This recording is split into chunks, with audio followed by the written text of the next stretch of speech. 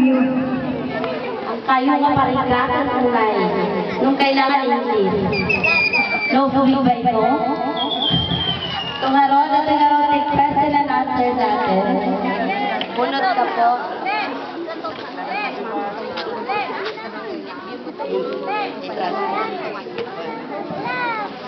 Tungaron at ang question mo. Clara Bernal.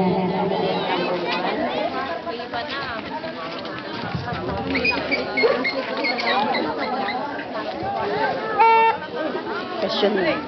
Musika ti Mangaba. Anya ti may balak ako kadikipadam na ina.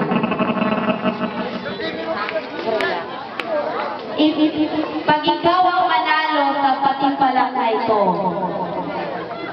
ano ang may papayo mo sa mga inang katulad mo? Kasi na isa ngayon na, may balakat ko, pagadanan na siya sa tanong, ito lang yung Diyan tayo Tagalog. Wala lang na answer, candidate number 1. Thank you. Thank you. Ang sagot po doon, Kuya Tomas, itatanslate ko para sa iyo para naman fair. Pag-aaralin daw niya yung mga anak niya kasi yun lang ang kaya niyang ipamana sa kanila. Agad-agad ba sila siwat ka na rin? Parang tama ko kasi Okay, let's move on to candidate number 2. Efrena. Jocelyn. Sorry. Yun, candidate number 2. Jocelyn Molina.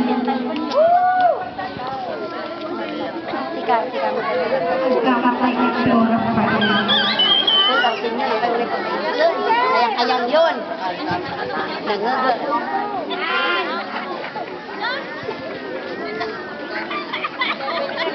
Candidate number 2, DPPS.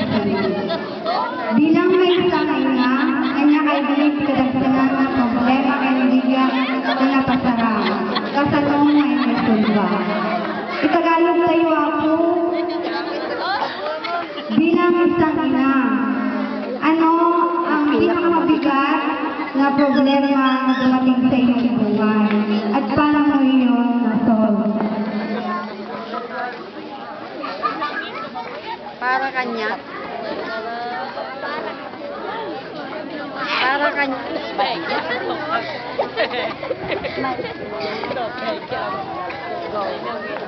Para kanya, imay sa nga pagsigasa, hindi naman palabas, luwag kakitian na ko. Siya kain ni ada di balay nga mga kasigasa kanya na sa awan net ni lakay ko adwa. Get tata na adamot ma trabaho na get Simayaro at lakit ni panagbiagri. Tulang niya ako. Thank you, candidate number 2. I-translate na ka. Naintindihan mo?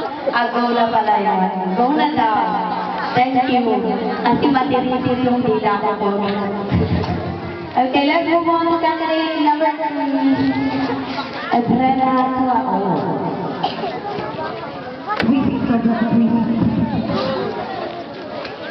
Saksak.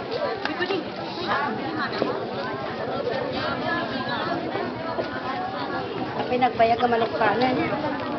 Candidate number 3, that's the question. No agree kayo sa nilakay mo.